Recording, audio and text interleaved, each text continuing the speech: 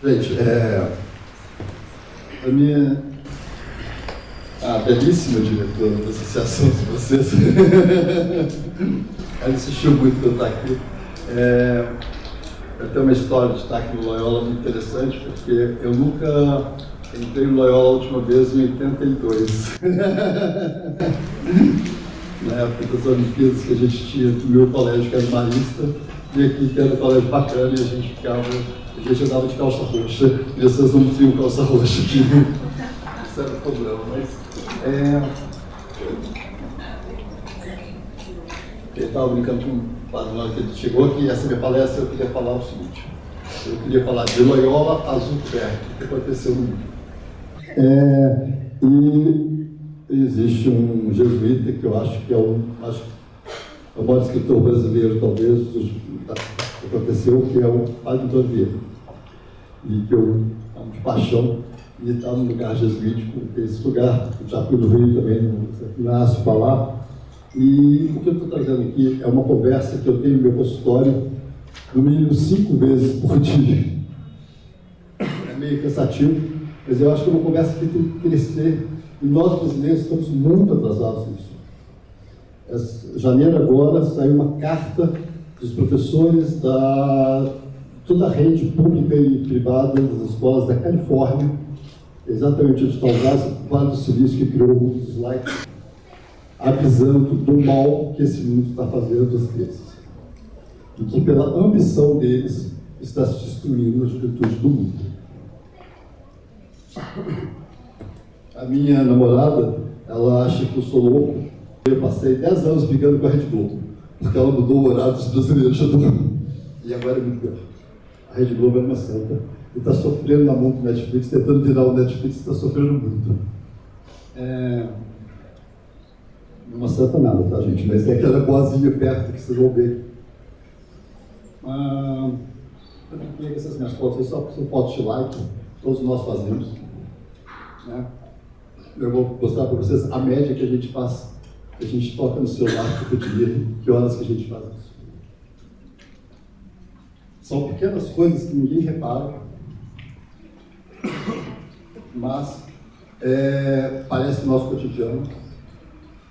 Outro dia, eu sempre pergunto no meu consultório, quem deu o primeiro celular?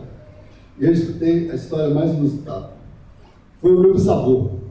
Ele 5 anos. Desculpa, o seu bisavô te deu o celular. Não, quando ele morreu, eu falei que a única coisa dele que eu queria era o celular dele. Isso em Barça da Paula. Só para vocês terem uma ideia de como isso é uma rede gigante no mundo inteiro. E que a gente não parou para pensar porque a gente entrou nela. E nós todos também vivemos no mundo. Eu vou tentar chegar no final, tem muita coisa para a gente falar, exatamente para poder mostrar que tem uma saída para isso. Mas é uma saída que tem que ser... basicamente, as últimas instituições que estão dando conta disso são comunidades, e comunidades como essa de pais. Por incrível que pareça. Por mais que todos vocês que fizeram criancinhas festa da Pepa, vocês destruíram com o pai e com a mãe. Porque os desenhos já vêm fazendo isso há um bom tempo, destruindo essas imagens que a gente carregava.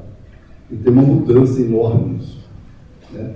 O pai da Pepa é um pai que ninguém pode acreditar nele, assim como era o pai dos Simpsons e outros casos. Então, essa destruição da família já vem acontecendo em conjunto com isso. Certo? A família é uma instituição extremamente complexa, não estou aqui para valores religiosos, nada disso, mas a gente tem que ter uma comunidade, uma pequena comunidade que enfrente isso. E essa pequena comunidade, muitas vezes, pode ser a família. As crianças se desenvolvem de uma forma muito interessante. Isso também as pessoas estão esquecendo, porque como as crianças já querem ser adolescentes, então você tem uma criança com... eu acho...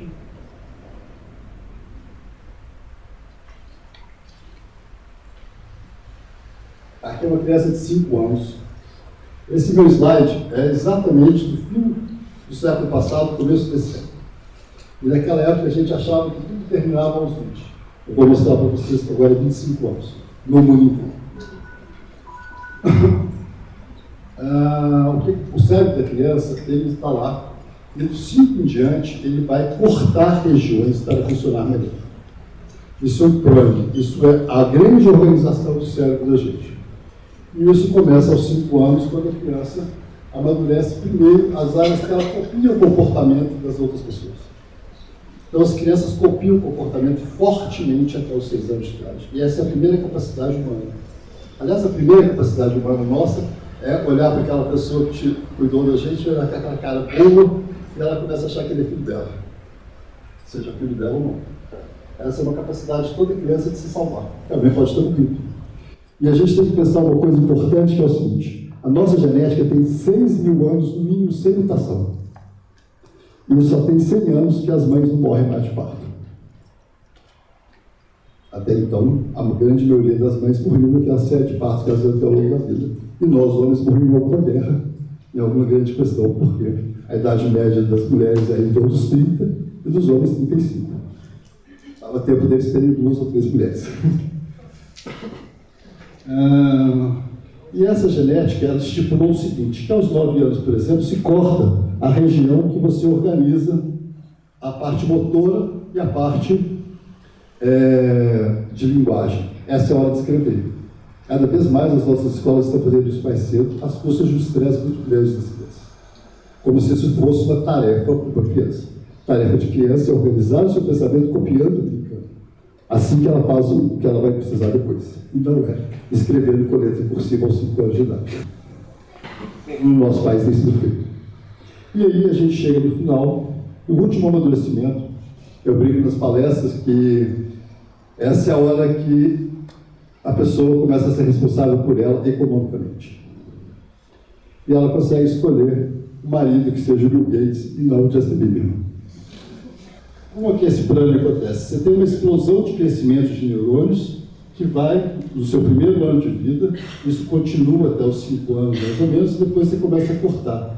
Mas as funções mais altas e mais importantes do nosso cérebro, esse amadurecimento vai se dando até os 25 anos. Os meus slides são do século passado, a gente tem que atualizar isso agora. É muito interessante porque eu uso uma medicação muito mal vista, mas que ela amadurece o córtex dos meninos, que é a metilfenidato, a Ritalina. E eu sempre falei para as famílias que depois dos 20 não tinha jeito. E agora eu estou vendo que eu estou conseguindo vários depois até os 25. É uma mudança nítida que está acontecendo na própria maturidade corporal da gente, de processos físicos e outros mais. O plano é isso. Você tem uma grande proliferação neuronal até os 6 anos. Aqui é que entra a questão da distribuição, onde você não consegue fazer umas redes mais estabelecidas. E depois você corta para funcionar melhor. Por que eu estou falando disso? Porque isso vai ser fundamental para a gente entender aonde o celular entra na vida das crianças. Esse processo de amadurecimento, então, acontece, e ele faz com que as mulheres consigam errar o mapa, mas acertar a loja do shopping. Esse é o último amadurecimento do córtex, por exemplo, do córtex que se orienta. Então, algumas mulheres que têm uma dose mais alta de testosterona até conseguem se organizar muito bem. Mas as que não têm, elas, teoricamente, elas são assim, ó. Elas não amadurecem tanto quanto os meninos na região visual que se organiza com o mapa. Mas não é que elas são desorientadas. Elas têm um outro modelo de organização que não é o mapa, que é essa região do cérebro que faz, que é visual. Elas se organizam por pontos, por outras formas. Não tem uma diferença no funcional, mas lá dentro do cérebro é um pouco diferente. Os adolescentes que estão amadurecendo essa região rapidamente percebem o tanto que a mãe é barbeira e começam a criticar muito a mãe por isso. E aí a gente vai ver uma área super importante do cérebro, que é exatamente a área que vai amadurecer na adolescência. Essas duas regiões, aqui são os núcleos responsáveis pela reciprocidade, em entender o outro e ter reciprocidade. É tudo que o sistema de ensino, por exemplo, o Loyola gostaria que os seus alunos desenvolvessem. É onde você vai desenvolver algumas questões de ética moral, né, de reciprocidade, de empatia, esse tipo de coisa. E essa região amadurece fortemente nesse período de 12 a 14 anos. Todas essas 3 regiões que estão aqui elas estão envolvidas no processo de decisão social de reciprocidade, de entendimento do outro. Essa é a nossa capacidade que vai ser desenvolvida exatamente nessa faixa etária. Uma parte dela termina um pouco mais tarde, aos 18 anos, né? Mas até os 22 você está amadurecendo fortemente essas regiões. Então, isso é adolescência. Você sai daquele mundinho que você copia o seu mundo para criar uma capacidade de entender o mundo e, a partir daí, criar reciprocidade com esse mundo. É exatamente de 12 a 22 anos que a média de uso de mídia social chega a 9 horas por dia. Esse é o ser humano de 6.000 anos atrás. Esses somos nós. Uma pessoa que, quando escurece, ela pode ir dormir para ter o sono mais profundo e de manhã cedo ter a melhor hora de prestar atenção, de ter aula, porque os hormônios estão mais altos, e à tarde a melhor coordenação motora. Esse é o ciclo circadiano que nós humanos temos marcado geneticamente há mais de 10.000 anos. A alteração nele vai provocar todas as alterações que a gente tem visto hoje, do ponto de vista de saúde e mentais. Cada célula do seu corpo, cada DNA seu, tem marcado um gene block. Então, por exemplo, mulheres que têm marcado câncer de mama, elas podem acelerar o processo disso dormindo muito tarde, que é o que está aparecendo agora. Graças a Deus, quando eu falei disso há 5 anos lá na igreja do Belvedere, todo mundo falou que era mentira, podia ser diferente. Agora tem um Nobel desse ano que mostrou exatamente isso. E aí, os estudos de ciclos circadianos são cada vez mais consistentes e eficientes, e a gente está percebendo que nós necessitamos dessa organização, por mais doloroso que seja ir dormir com tanta coisa bacana acontecendo. E a lógica é mais bacana ainda. Por quê? A gente tem, ao longo do dia, um ciclo que regula essas duas substâncias, que elas se autorregulam, que é a melatonina e o cortisol, e que eles dependem da faixa do dia e da noite. A gente vai ver isso num gráfico mais interessante. Mas antes disso, só para ilustrar um pouquinho o que aconteceu com o Brasil. Hoje nós somos o terceiro país do mundo em dormir tarde. O primeiro país do mundo que dorme tarde desde os anos 60 é o Japão, que tem o maior índice de suicídio do mundo. Nós estamos disputando com Singapura, que é o segundo. A Singapura é uma população pequena e tem um sistema escolar que é o segundo melhor do mundo depois da Finlândia. Não é o nosso caso. E essa minha sobrinha morava em Londres e veio morar em Lagoa Santa. E ela fez a hora de dormir das amigas. E aí, ela tinha amigas que dormiam às 7, 7h30 e 8 horas da noite. E amigas que dormiam às 10 da noite. Quem estava na roça e quem estava em Londres? As meninas de Londres dormiam muito mais cedo que as de Lagoa Santa. Porque nós, brasileiros, ao longo do século, final do século XX, nós fomos perdendo as 3 horas mais importantes do sono humano. E agora a gente está nisso. Quem regula tudo é a melatonina. A melatonina é uma substância secretada pela pineal e que é responsável por organizar o ciclo de sono. Cada órgão do nosso corpo tem receptores para ela. E mais, tem receptores dentro das células, onde ela vai atuar ou não. A gente vai chegar lá. Isso é importante falar, porque isso vai dar substrato para eu explicar para vocês a ação dos smartphones e a ação da mídia. Certo?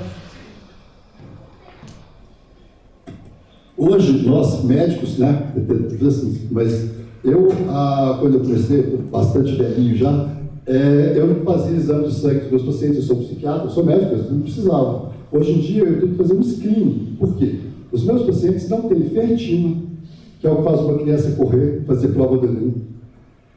Eles não têm, os hormônios tiroidianos são extremamente alterados, esteatose hepática super frequente, é assustador a gente ver. Outro dia eu atendi um menino que Ponte Nova, o menino aos 14 anos, ele tinha as 4 doenças que estavam matando os avós. Ele tinha diabetes, hipertensão, hipotiroidismo, obesidade e hipertensão. Cada um dos avós dele tinha uma dessa. Isso estava marcado nele, mas não precisava acontecer aos 14. Só que a mãe dele, para ganhar dinheiro, montou uma lanchonete e trabalhava até às 3 da manhã. E esse menino, dos 9 aos 14, ele julgava até as 3h30 todos os dias. E depois decava o sanduíche que a mãe dele faz. E o ciclo é muito bacana e elegante, porque o que a gente tem nele? É um ciclo que tem uma questão de entropia, de raciocínio bárbaro, que foi uma seleção natural que provocou ao longo desse tempo que a gente caminha como seres humanos. Qual é? De manhã cedo, a hora importante do alerta, você tem um cortisol que liga seu organismo, faz o coração bater, faz os hormônios funcionarem, desencadeia uma série de reações. Mas se isso funcionar o dia inteiro, você morre. Então ele vai cair ao fim do dia quando a melatonina sobe. Foi aquilo que eu mostrei. Isso é regulado pela luz do sol.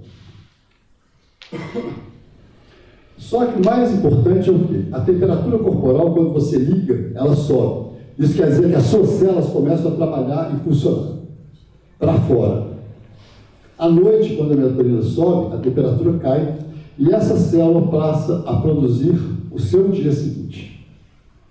Então, quando você altera esse gráfico, você está, na verdade, alterando todo o seu ciclo de produção intracelular em cada célula do seu corpo. Seja o neurônio, seja os anticorpos, seja a tireoide, uma série de relações. A melatonina é uma substância importante e na seleção natural, porque ela faz o som, e ela é muito maior na infância, que é quando a gente precisa crescer mais, e quando a gente já passou da idade, não tem muito. Essa é a questão mais importante dela. Então, a gente tem que cuidar muito bem dela nessa fase, e a gente vai ver quem é o grande inimigo da melatonina. Ela é secretada pela pineal, que é um órgão bastante protegido, fica numa região bem protegida do cérebro, e a pineal tem milhões de explicações para ela, mas esotéricas e outras mais, mas a função principal dela é essa secreção da melatonina. Ela vai ter uma ação fundamental, dependendo do receptor que ela atua, no processo de emagrecimento de gorduras, de diabetes, de encadeamento, do sono, da organização dos ritmos, na reprodução e na visão. E ela depende muito do ciclo de luz. Esse é o ponto básico da história. E a partir daí a gente consegue, com o ciclo circadiano, organizar o sistema imune. Vocês vão ver o que está acontecendo nesse momento com os meninos de 10 a 14 anos no mundo inteiro. A alteração do sistema imune está provocando uma série de doenças que não eram mais frequentes, ou novas, certo? E a alteração dos sistemas hormonais, principalmente tireoide, que é uma epidemia de pessoas com hipotireoidismo, de crianças principalmente. Não era uma coisa que a gente via quando a gente fazia mestrado em pediatria, né? O ciclo do sono, então, esse aqui é muito importante, porque as pessoas, nós brasileiros, fomos enganados pela Rede Globo durante muitos anos. E um dos grandes enganos da Globo foi falar que bastam 8 horas de sono para você estar bem no dia seguinte. Bullshit, mentira. Mentira propagada por vários médicos, inclusive, que nunca pararam para estudar isso. Vai sair replicando. Como se lê no Facebook, sai replicando também. Certo?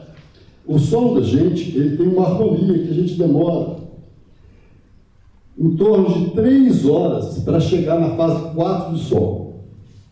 A fase 4 do sono é aquela que todo mundo fala, da fase REM, que você mexe os olhos. Isso é só uma parte bonitinha, a ponta do iceberg. A fase 4 do sono é exatamente quando as suas células do corpo inteiro podem se organizar e produzir no dia seguinte. Esse é o momento que você estabiliza. Essa é a fase do sono que quem toma Stilnox para dormir não tem. Porque o sono de Stilnox não deixa ter isso. Ele não tem essas fases de sono. Então, a maioria dos diazepínicos para dormir não tem isso. Eles dormem, mas não dormem. Tá certo? E essa organização é fundamental. Por quê? O hormônio que faz a gente sobreviver na seleção natural há 6.000 anos é o hormônio do crescimento. É que faz você ficar forte, ter músculo, faz seu cérebro funcionar, faz você amadurecer, faz você procriar. E ele sai às 11h30 da noite. Por quê?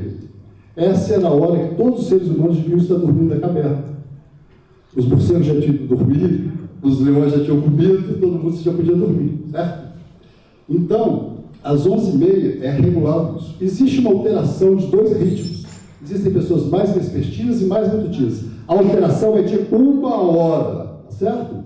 Não adianta vocês colocarem seus filhos para estudar à tarde porque ele é vespertino. Mentira.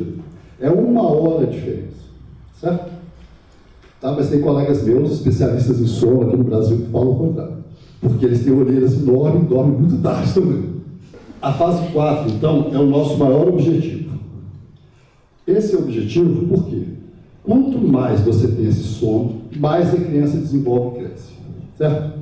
Então vamos fazer as contas. O hormônio de crescimento chega às 11h30. Você demora 3 horas, é muito simples. Era a hora em que você dormia no Brasil, na roça. A gente vivia como os suecos vivem hoje, dormindo como na roça. Mas os suecos mantêm, e nós não. Porque a gente queria morar no Leblon, e achava que era muito bacana no Leblon. O hormônio de crescimento, em cada célula do corpo, ele tem os seus receptores e ele vai estimular a proliferação celular daquela célula.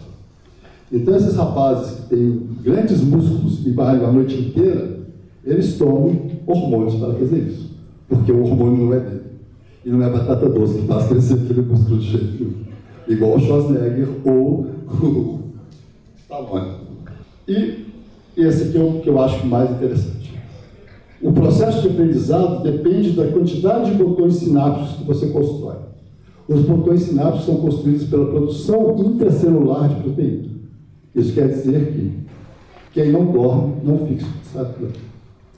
E aí, esse gráfico eu gosto de brincar com ele, quando a gente vai falar de adolescente, todo mundo quer falar de droga.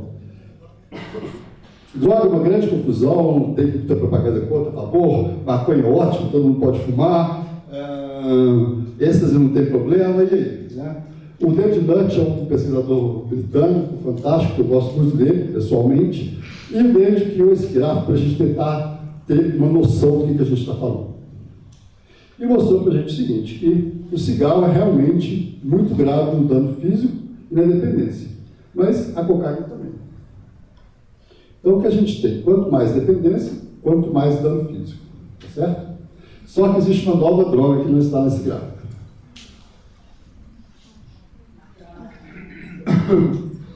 Que é o celular e a adição por smartphones. Existem vários critérios, eu não vou discutir isso, que é meio chato, tem muitos na net. Os critérios são bastante interessantes. Outro dia eu estava com uma senhora do interior que tem um filho autista e o celular dela quebrou e ela veio me contar como que era verdade o que eu tinha dito, porque ela passou 3 dias xingando todo mundo da casa dela e sem dormir porque o celular dela estava quebrado. E eu tinha discutido isso com ela porque ela segue grupos de mães de crianças autistas do Facebook que causam um problema gravíssimo, porque geralmente as pessoas que vão para a rede estão levando muito mais problemas do que resolvendo. E elas ficam só compartilhando coisas muito ruins. E de uma forma como se fosse notícia boa. E a notícia interessante, para os pais um pouco pesada, talvez, financeiramente, até porque nós brasileiros não planejamos isso, é que a adolescência, hoje, está em torno dos 25 anos de idade. Essa é a grande mudança. Saiu um artigo agora da Lancet, isso é do mês de março. Eu tirei o slide aqui, que é apavorante, que é um outro artigo gigante, uma pesquisa mundial, mostrando que o custo social dessa geração viciada em celulares vai ser gigante. É quase que um artigo eugenista. Eu fiquei até com vergonha dele, eu tirei de fora porque é muito polêmico. Mas é um artigo seríssimo e mostrando a série de alterações epigenéticas que você provoca quando você altera esses fatores. E que isso nas próximas gerações vai ser muito pior.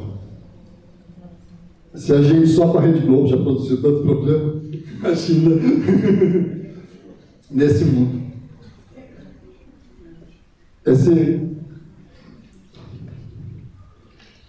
Vocês conseguem enxergar os 3 países do mundo que não tem Netflix?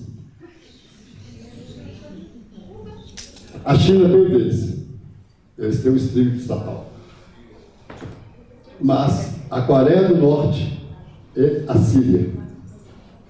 O resto do mundo, o cara de Bornéu aqui, que a gente nem sabe onde fica, assiste o mesmo Game of Thrones que o cara de Tocantins.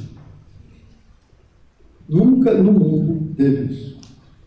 Nunca a gente teve esse mapa. Certo? E eles têm, sabe quantos funcionários?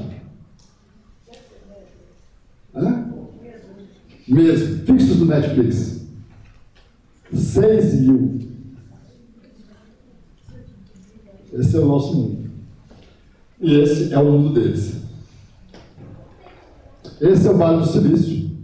Porque a internet é uma das coisas mais fantásticas que a genialidade humana fez. Ela criou uma capacidade de disponibilidade de informação que nunca teve no mundo, e de liberdade de informação. O grande problema são os aplicativos e os aparelhos. E o que é esse mapa? Esse é um estudo de Guardian muito assustador, que é em San José, aqui, ó, ao lado deles, esse aqui é o Vale do Silício, São Francisco, na Califórnia, um lugar fantástico, lindo, maravilhoso, que eu adoro, mas em São José tem mais gente passando fome do que na periferia de Recife, hoje. E está lá. Você nunca vai imaginar uma coisa dessa. Porque os grandes milionários do mundo, todo o dinheiro do mundo está aqui. Mas a capacidade deles de distribuir não é a mesma. E a ética deles, é o que está sendo questionado hoje fortemente no mundo inteiro, é muito sério. E aí o que a gente está vendo hoje, aqui só para pegar já os mais velhos, né, é que esse é um estudo grande e mostrando a quantidade enorme de depressão e ansiedade no mundo hoje. Esse artigo também desse ano. E a lógica disso tudo é muito simples. O mais triste disso tudo é que as instituições do Vale do Silício, como várias grandes indústrias capitalistas do final do século passado, já sabiam disso. Na mesma época que nós, psiquiatras, estávamos começando a estudar. Só para vocês terem uma ideia, em Londres, no Brasil atualmente tem 3 ressonâncias funcionais. Só. 2 só que funcionam. Em Londres, o King's College montou a primeira ressonância funcional do Wellcome, que é um grande instituto de pesquisa. Ao lado da ressonância funcional do Wellcome, tinha o Instituto de Neuroética, do marido da Nigella, que batia nela, e que estava estudando a mesma coisa que a gente. Estudando como o cérebro funcionava frente ao produto e ao mercado. Então, tudo que vem sendo estabelecido no neocapitalismo é baseado em alguns sistemas que nós estamos descobrindo junto com eles. Só que eles estão à frente. Porque uma pesquisa demora muito mais tempo para a gente poder conseguir mostrar os resultados. Quando eu falei disso há 5 anos atrás, o pessoal queria dados. Eu não tinha, agora já tem muito, mas demora. E a lógica é a seguinte: nós temos uma célula do olho que se chama gânglio retiniano, que percebe a luz. Só que o seu celular, o seu computador, essa luz branca que o brasileiro adora, a essa hora da noite, farol de carro no congestionamento, poste de luz branca, eles emitem uma luz azul, que é uma luz que você não enxerga, mas que o gânglio retiniano sente, e as suas mitocôndrias se encolhem. Para que serve a mitocôndria?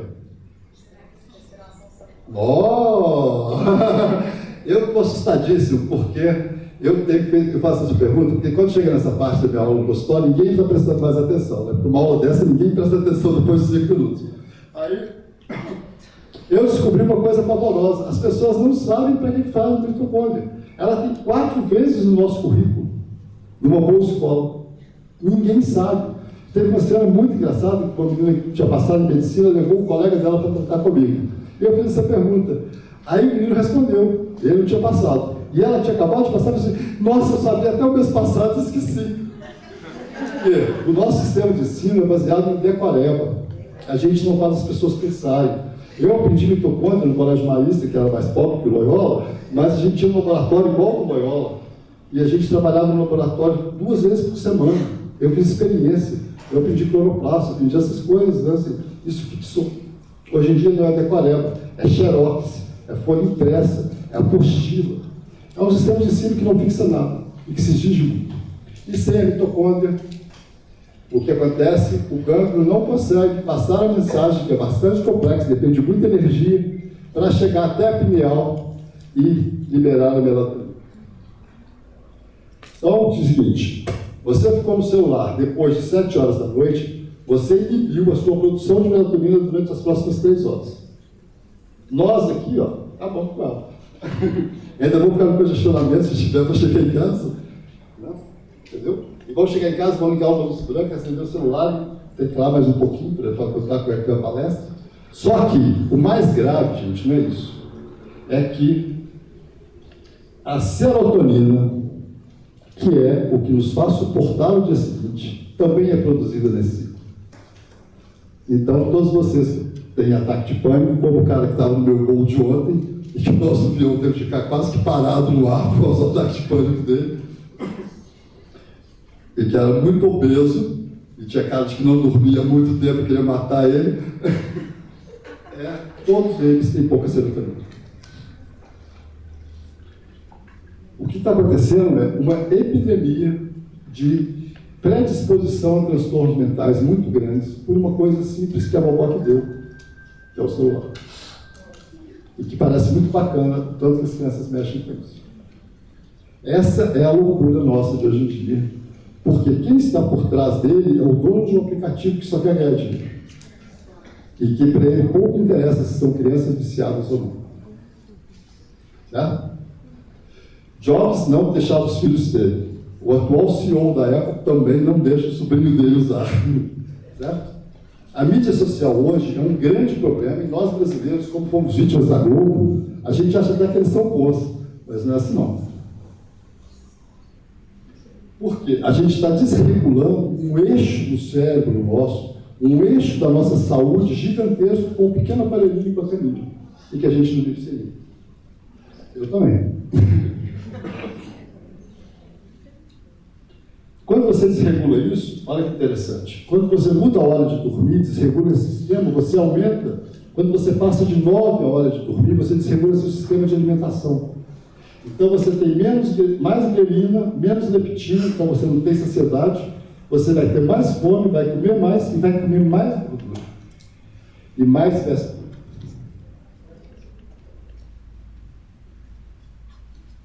E eu vou mostrar um outro gráfico pior, que mede a quantidade de tempo de mídia e a dieta das pessoas. E não adianta vocês brigarem com o seu filhinho que não come verdura, porque vocês deram o celular para ele. E ele pode ficar no celular igual o pai e a mãe ficam também.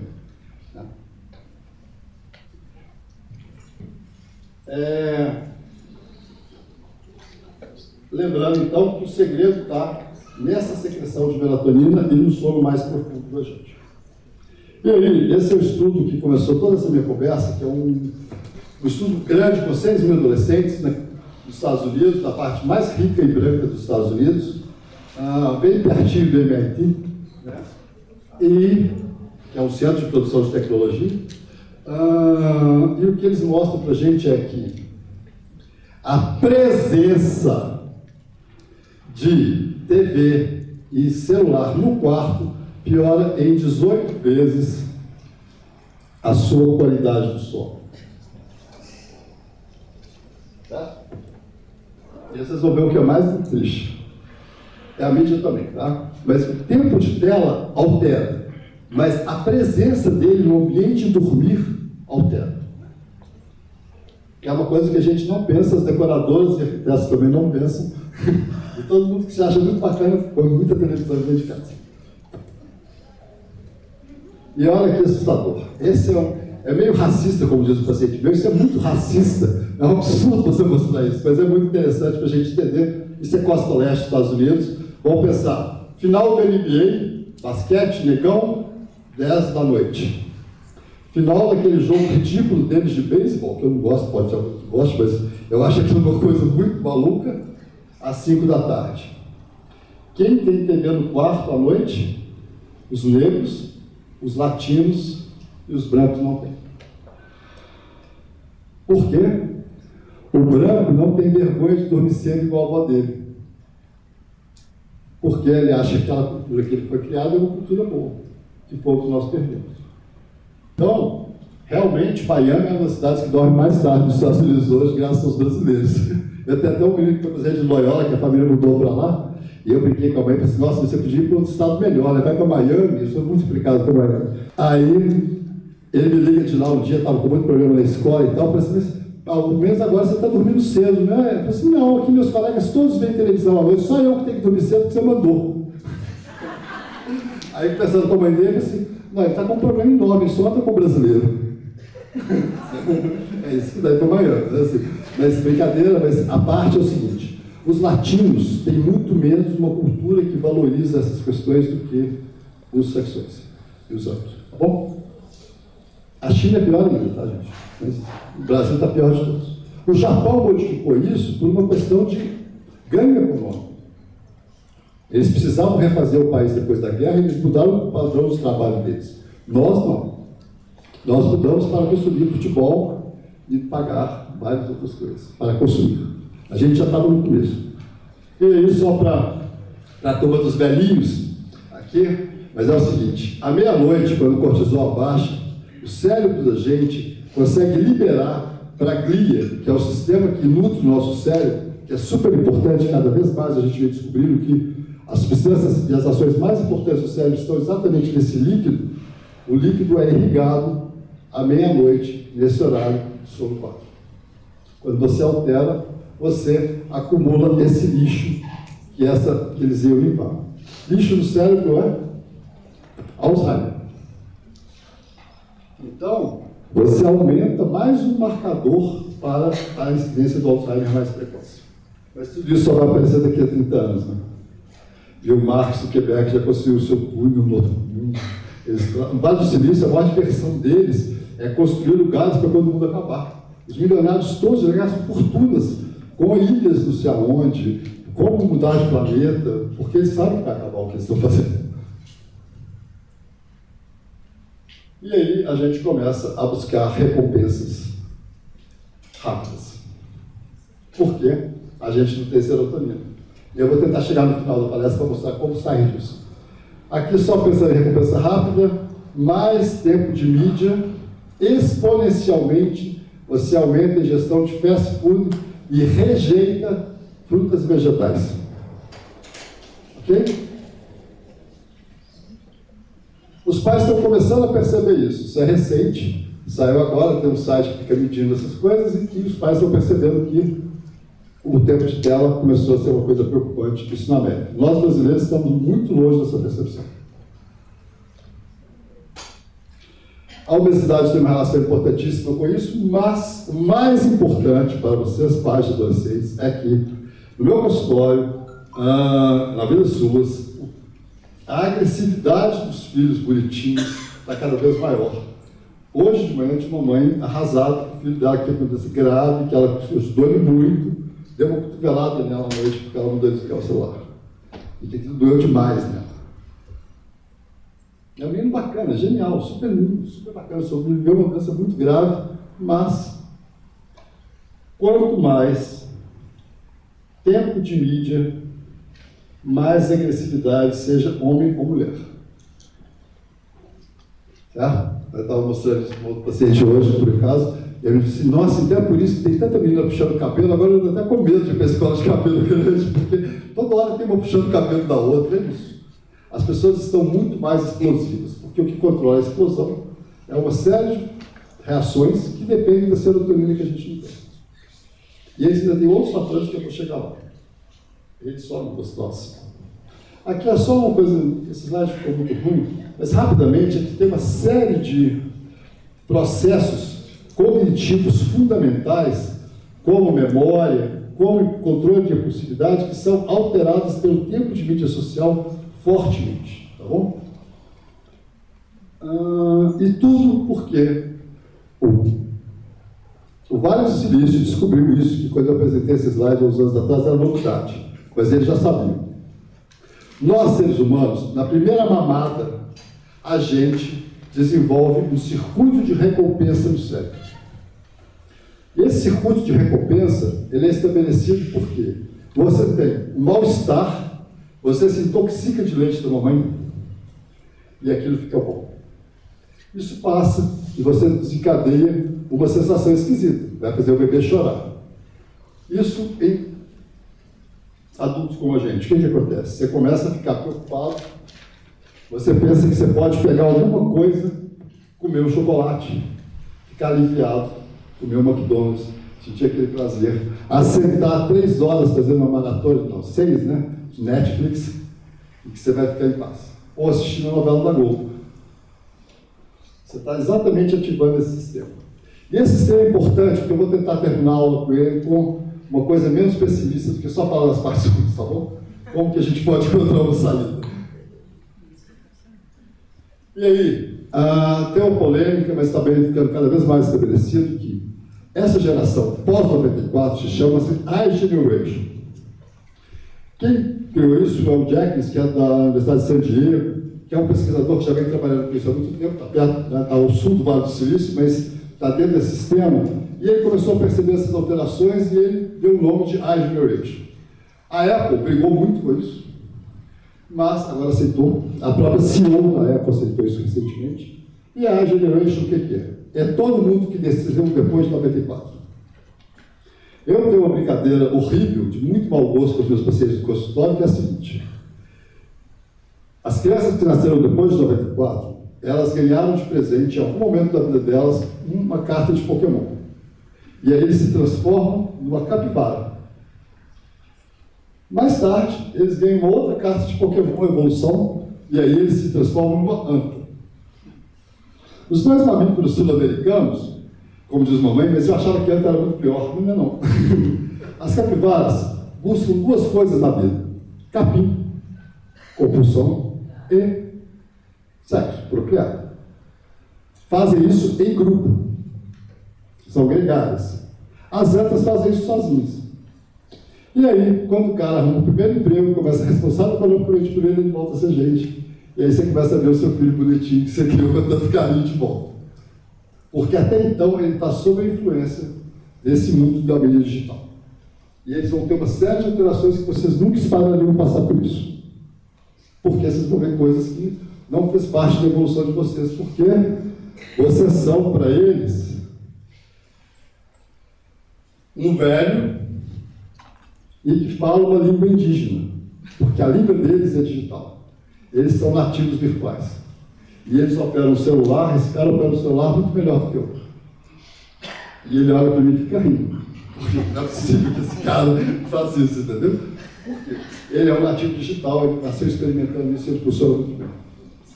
E nós demos para eles os celulares, essa é a grande questão. E a gente não tinha ideia do que a gente estava fazendo, porque ninguém sabia. Mas o Vale do Silício sabia. Se alguém aceitou ser amigo do Mark Zuckerberg do Facebook, desculpa, mas... E aí o que aconteceu com essa turma? Eles hoje são muito mais solitários. Eles tinham 10k de amigos, 10 mil seguidores no Instagram, porque é muito popular, mas na hora que ele está pensando em suicídio, e eles todos pensam em suicídio, eles só não contam para as mães.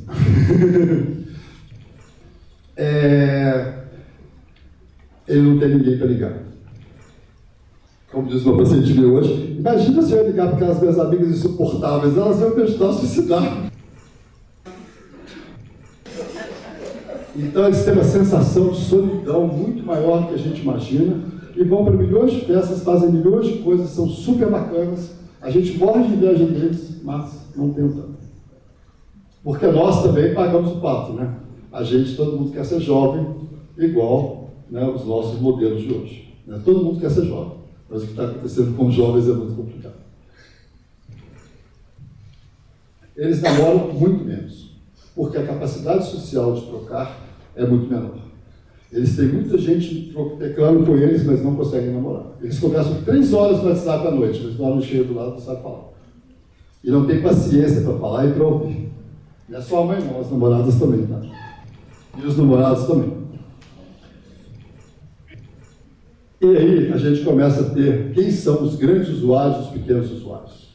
A média é muito mais alta do que a gente imagina no nosso curso, tá certo? E esse grupo vai ter uma série de comportamentos. E aí o inocente WhatsApp que nós todos mandamos, eu acabei de mandar uma palestrante para as coordenadoras, querendo saber onde que era a entrada, a gente vive com ele, né? Ele causa muitos comportamentos de riscos sociais. Mas, óbvio, ligar o seu WhatsApp na porta da favela para chamar alguém, para perguntar onde você está. Certo? Esse é um risco social. As pessoas que vivem nesse mundo não têm ideia disso. Elas não olham o que tem em volta, elas estão ali olhando o teclado. Há outros riscos sociais enormes, né, que é não saber conversar, se expor muito mais a brigas, e uma série de outras coisas. E, ao mesmo tempo, uma alteração importante no comportamento social. Não sei se vocês lembram, que é muita coisa que eu estou falando, mas no comecinho eu mostrei que a área que mais amadurece no cérebro dessa idade é exatamente a capacidade de engajamento social. E ela está alterada. Pelo WhatsApp que a vovó manda às 11 horas da noite, ou à meia-noite, tem vó que manda o WhatsApp à meia-noite para a neta, para saber se está tudo bem. E a neta responde.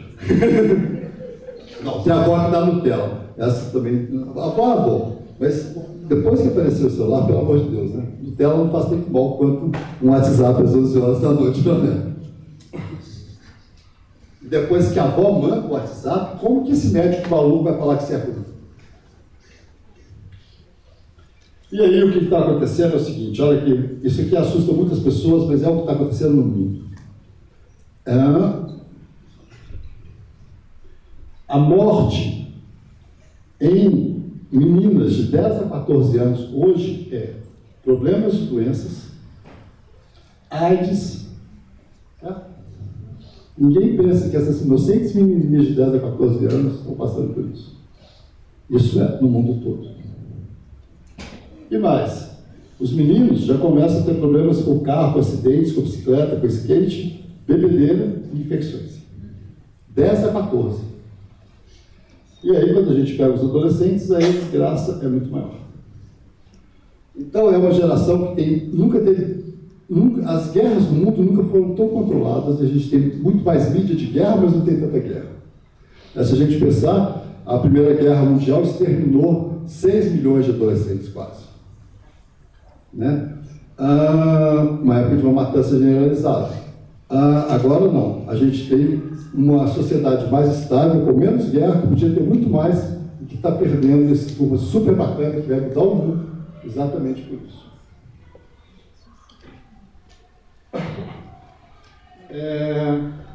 A média, então, até 15 anos, é de 9 horas de mídia por dia.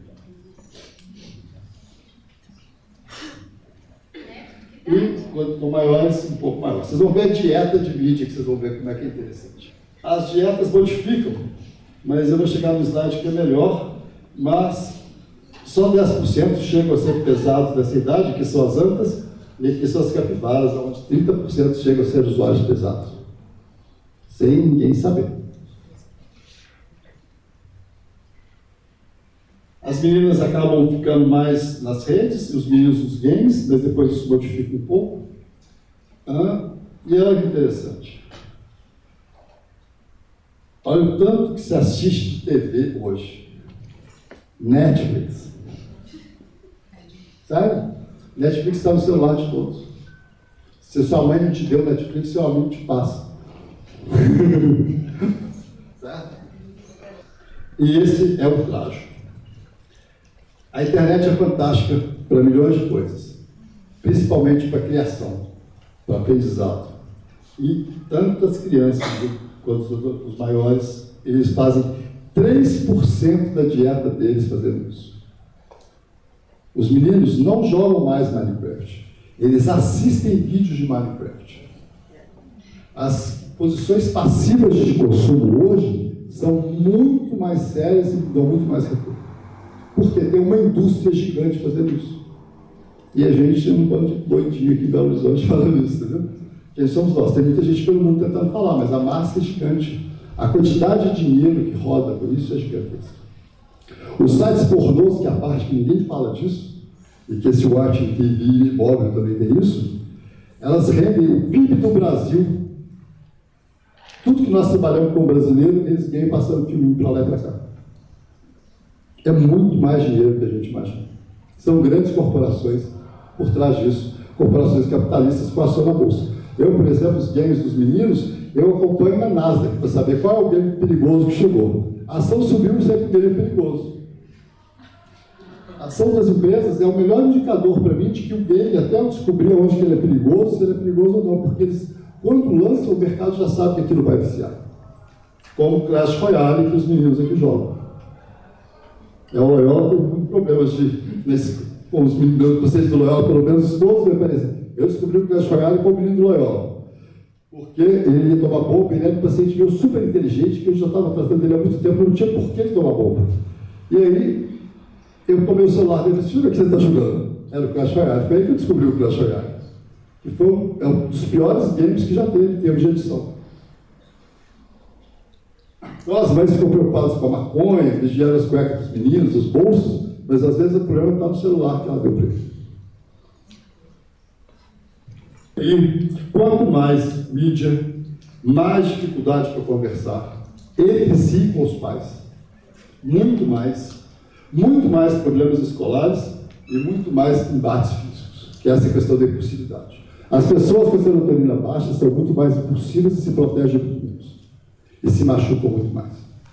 Só que eu esqueci de contar, no mundo dos likes, vou chegar lá.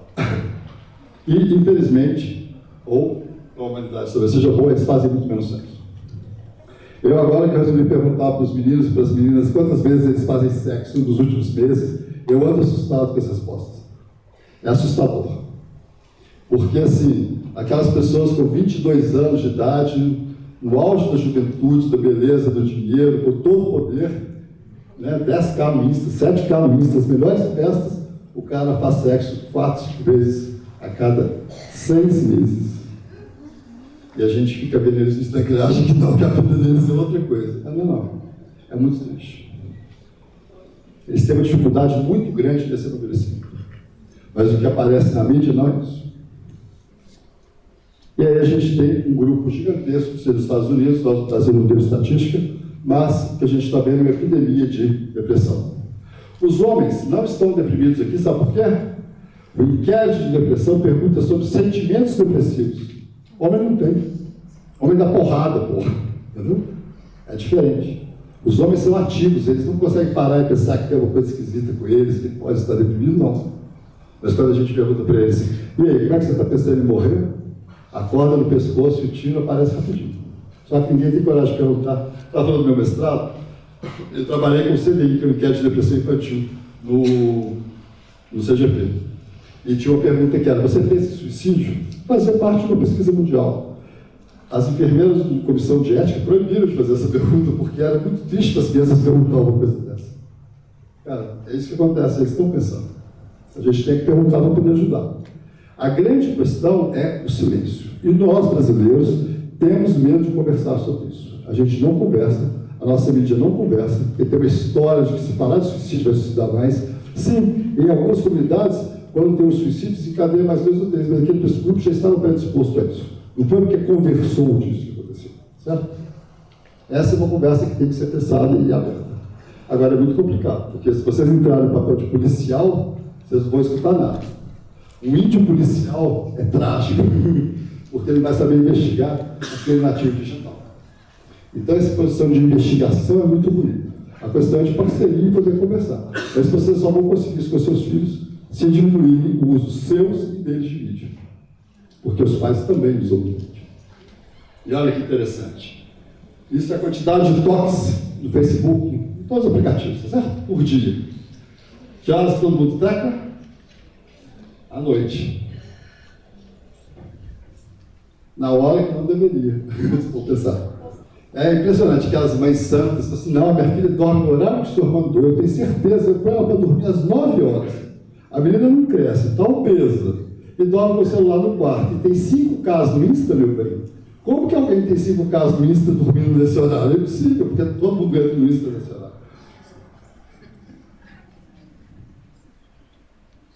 E aí, pensa nisso. Ninguém conta quanto que teca, tá, gente? Mas olha o que acontece. A gente dá, às vezes, nós que nós achamos usuários médios, a gente acaba dando mais de 2 mil toquezinhos no celular por dia. Exceto quando ele está no outro quarto. Quem que se usa mais, né? O Facebook, o Zuckerberg, o WhatsApp, né? E esse aqui é o mais bacana da questão de toque. Esse eu achei delicioso, porque é muito legal, porque tinha uma coisa nova, que são os Instagrams de encontros, né? E que parecem que ajudam as pessoas a terem mais amigos, ter mais namorada e tal. E olha que interessante. Quando sobe o uso do Netflix, automaticamente o uso dos aplicativos de encontro aumenta. Isso quer dizer que são pessoas mais solitárias, sozinhas à noite. Exatamente é o horário que vão procurar outras pessoas. E a chance de estar certo é enorme. E aí, as alterações que ele vai alterando várias capacidades cognitivas. Esse é o ponto básico. Esse é o ponto maior da questão do suicídio que eu estou trazendo aqui hoje.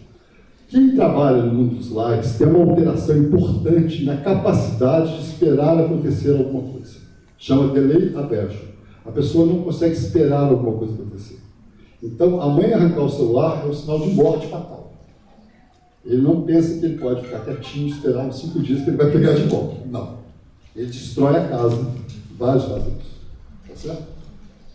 E por quê? O sistema alterado de recompensa altera a capacidade disso. Que é uma coisa clássica dos maconheiros, que não batem na mãe.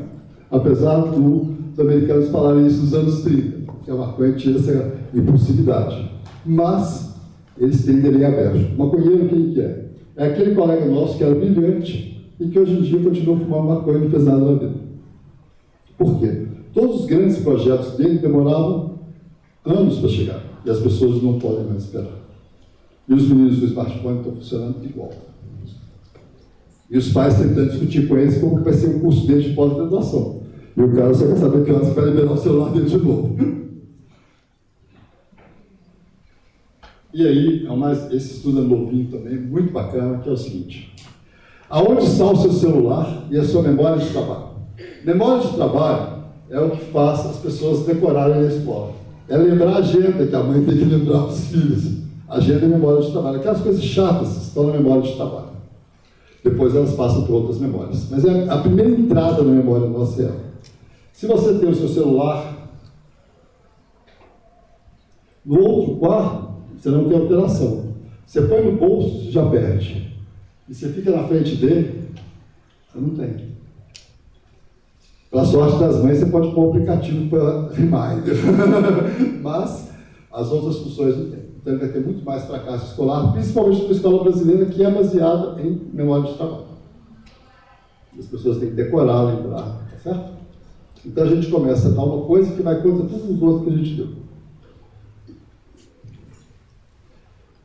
E a mesma história em relação à dependência.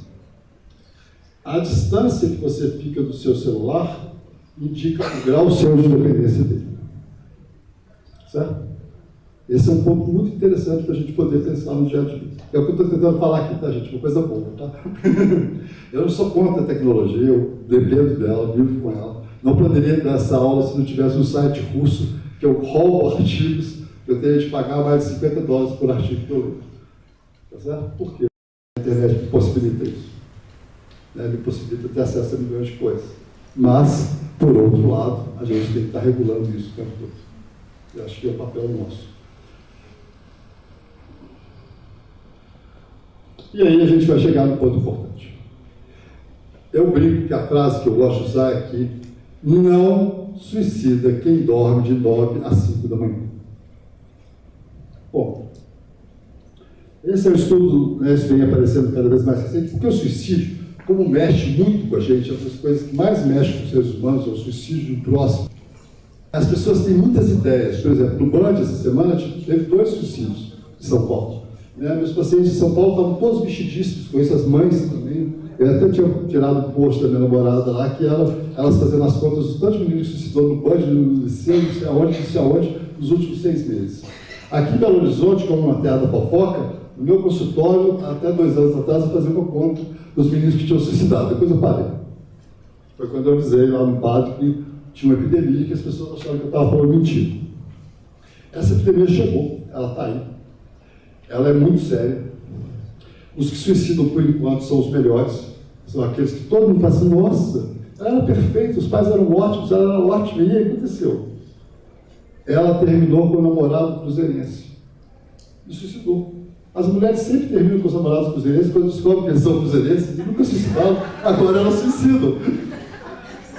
Então, assim, um pequeno fracasso tem um tamanho, uma dimensão gigante, numa pessoa que, como já dorme às 10, porque estava vendo Prison Break, não era porque viu aquela sériezinha de suicídio que é pequenininha, né? O problema são as maratonas de série, Eu brinco que aquela série de suicídio eu fui assistir, porque todo mundo perguntando dela.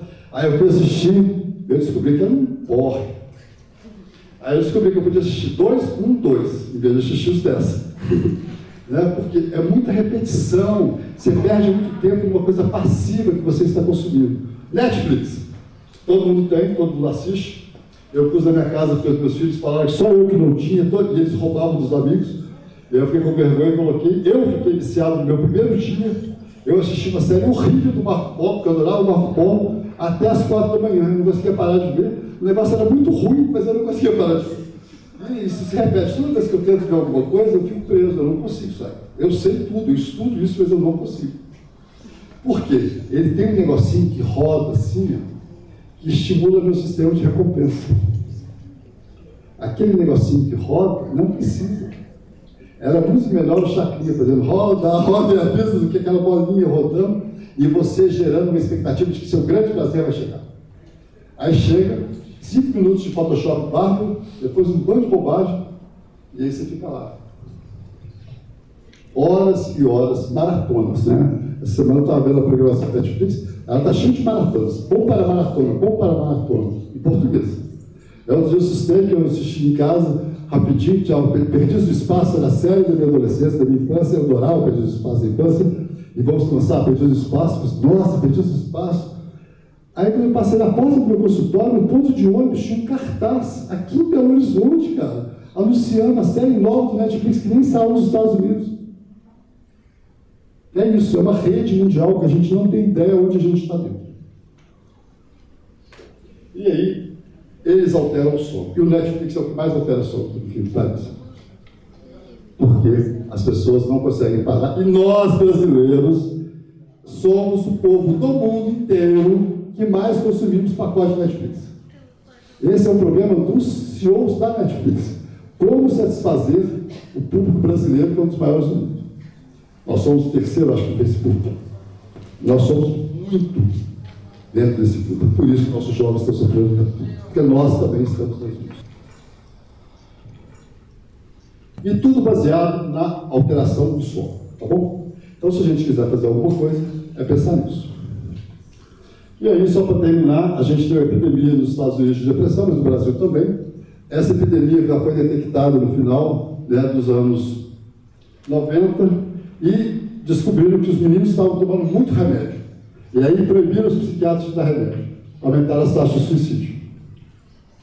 Porque eu brinco que a ração básica dos meninos hoje é dar uma substância para dopamina, porque eles não têm. Dar uma substância para aumentar a serotonina, que eles não têm. Entendeu? Por quê?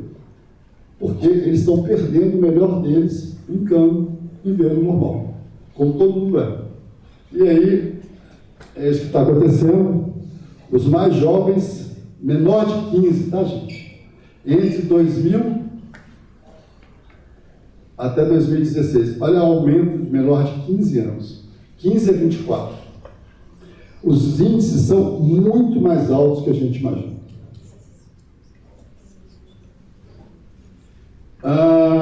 E aí, os motivos? Mais de 4 horas na tela. Você aumenta o seu risco de suicídio. 4 horas na tela. Se a média deles são 6 a 9, os nossos filhos, tá certo? Agora, tem um ponto muito importante, que é o seguinte, que é essa alteração, isso aqui é um estudo anterior à discussão de mídia mais antigo, isso, mas eu já trabalho com ele há mais tempo, que é o seguinte, você passa das 10 da noite, você automaticamente aumenta os pensamentos de suicídio. Então, o segredo está, você pode usar, mas nunca depois de 8 da noite. Essa é uma coisa difícil para os pais fazerem, para mostrar o exemplo para os filhos fazerem. Mas essa é uma chance em relação a regular a mídia. Tempo de mídia, o que faz a mídia, isso. Eu acho que é muito difícil para nós, que somos índios e não somos nativos digitais, tentar regular o que eles fazem, porque a gente vai sempre se ferrar. Eu tinha um paciente que a mãe dele proibiu de jogar Clash Royale, porque eu tinha proibido, e ele ficou o único amigo do autista da escola, porque ele ia para casa do menino autista jogar Clash Royale no celular dele, entendeu? Foi ótimo o menino autista, mas as estratégias que eles montam, nós não damos conta dela. Então a questão é muito mais de estar reforçando outras coisas que eu vou tentar chegar lá. Outra coisa importante é que, nesse século, o que acontece é que os jovens não trabalham mais. Isso tem uma função importante social. E mesmo aqueles trabalhos, nós brasileiros já não deixávamos os adolescentes trabalharem, porque era coisa de escravo, mas no mundo inteiro onde as crianças trabalhavam, não tem mais aqueles trabalhos de adolescente. E hoje em dia eu peguei um caso de um fantástico aqui de Belo Horizonte, que é um jovem muito bem sucedido, pagando para fazer estágio no escritório de direito muito bom. Pagando para fazer estágio, cara. Os pais pagando, é lógico, né? É inacreditável isso. E aí, o que tem? Muita gente trabalhando paralelamente da gente, realmente eles têm conseguido. Esse é o último artigo que saiu agora. Eles compraram um aplicativo do MIT, que eles estão trabalhando com ele, que você coloca no seu fone uma capacidade de escutar, sabe o quê? A sua inner voice. Aquela coisa que nem a sua mãe sabe. Aquela coisa que você fala assim, não, agora eu não vou fazer isso. Eles vão escutar. Basta usar esse aparelhinho, que ele já sabe onde que está. Entendeu? É muito doido, gente. Parece paranoia, mas não é paranoia, isso é realidade. Isso é uma discussão que está sendo feita cada vez mais no mundo inteiro. E nós, brasileiros, estamos um pouco distantes disso, porque a gente está na novela da Rede Globo que basta dormir 8 horas por noite que está bom. E aí, vamos tentar sair a saída. Esse é meu último slide.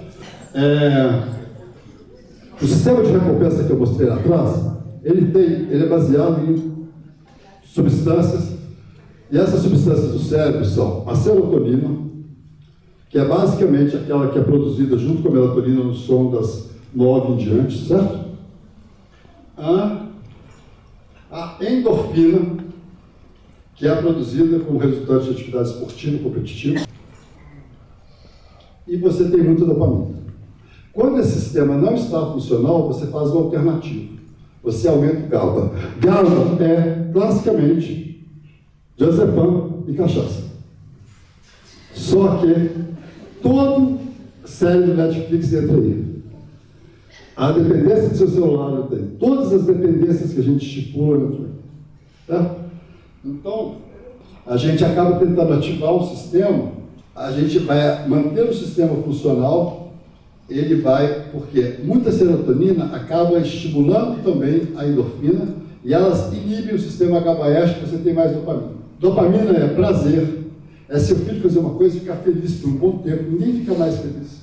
O pessoal está boring, cansado, o mundo inteiro é assim. Não é assim. O cara tem tudo, de repente ele está cansado, você não quer nada, eles não querem nada, porque essa busca de uma recompensa depende da quantidade de dopamina e serotonina. Se você não tem as duas, porque você criou o celular da vovó, você não vai ter. Certo? Então, a grande questão que a gente pode pensar hoje, é lógico que eu trabalho com medicamentos, eu sou psiquiatra, eu gosto de usar remédio, eu sempre trabalhei com isso, mas existem saídas muito mais importantes do que só pensar em remédio. Agora, o remédio é uma salvação, frente a situações tão graves quanto a gente está vivendo. Certo? O que a gente tem que pensar aqui, quanto mais próximo a gente conseguir voltar para a natureza que a gente tinha, mais saudável a gente vai ser. Essa é uma tendência de vários países do mundo que estão tentando regular a mídia e que estão tentando diminuir o uso. Outro dia eu encontrei uma paciente minha no grupo de Ouro Preto, um adolescente super bacana, que eles não estão usando o celular e que quando eles vão no bar, todo mundo é proibido de usar o celular e todo mundo conversa. Né? É menino de 17 anos pensando já que tem que fazer alguma coisa por eles. Então a gente também tem que pensar. Eu sei que é muito pessimista, meio triste demais falar isso, mas essa é uma realidade que a gente está vivendo. E é muito mais triste ter alguém próximo que se suicidou porque assistiu Breaking Bad inteiro durante um mês. De 10 às 4 da manhã para trabalhar às 8. Então a gente tem que pensar muito como ajudar as pessoas.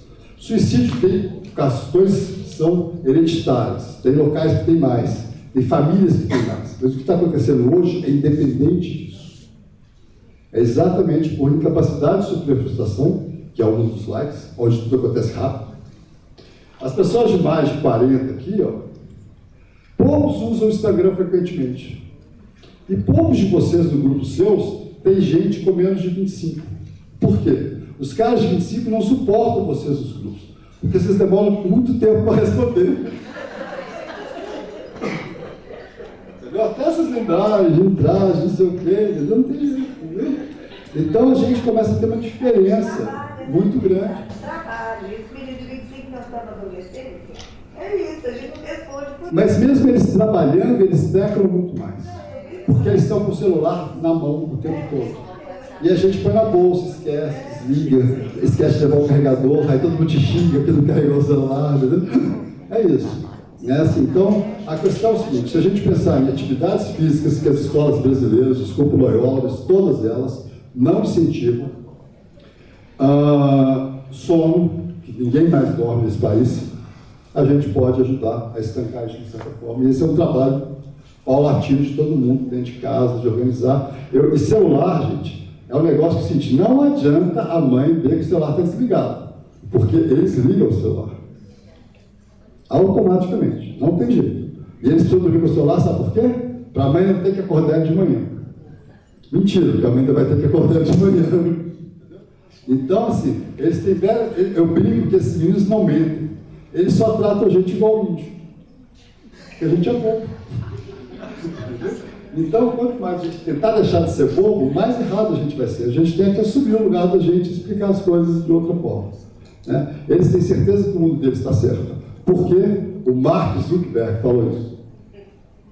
Né? Então, eles até não gostam tanto do Mark Zuckerberg, mas a gente tem várias outras influências de mídia. Certo? Então, a questão não está no filme de suicídio, não está na série de suicídio, não está no jogo de suicídio, está basicamente numa alteração de sono, que nós também fazemos isso. Nós dormimos mais tarde. A gente está numa palestra dessa. Isso não aconteceria lá onde a sua prima que trabalha com sono nos Estados Unidos faz palestra para pais. Nunca. Né? Tem uma parente dela que mora nos Estados Unidos, trabalha exatamente com sono, com iluminação, e as filhas dela foram lá e elas simplesmente dormiam às 7 da noite, em Connecticut, pertinho de Nova York. Certo? Porque essa é uma vida muito mais saudável. Mas nós temos certeza que nós estamos perdendo muito para isso. E não estamos perdendo, a gente vai ganhar muito mais. E todas as decisões que a gente toma depois das 9 da noite geralmente são ruins. Porque a gente agiu impulsivamente. Certo? Então, é uma boa hora de pensar, essa não é a hora de roubar celular para o filho, bater com o filho, discutir com o filho, essa é a hora de estar dormindo. Entendeu? A hora de se conversar tem que ser outra.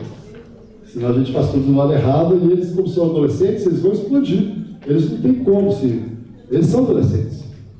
Como dizia Shakespeare, podia cortar a cabeça deles aos 12 e colar de novo aos 20. Então é isso, entendeu? Mas eu não queria que cortasse para sempre. É o que está acontecendo hoje. Né? Então, assim, eles vão ser polêmicos, eles vão ser difíceis, eles vão ser mais possíveis, vão querer mudar as coisas. Só que eles estão querendo mudar por um mundo que não é deles, é de gente que está mandando eles fazerem.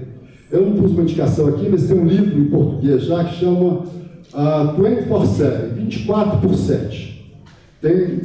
É um autor americano muito bacana, um editor de arte e educação, e ele trabalha a ideia de que o neocapitalismo hoje trabalha com a ideia de que nós devemos consumir 24 horas, 7 dias.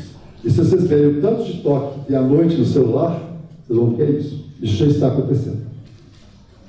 Tá certo? Então, a questão toda é a gente saber organizar as nossas famílias e nos preservar disso, até para nós também.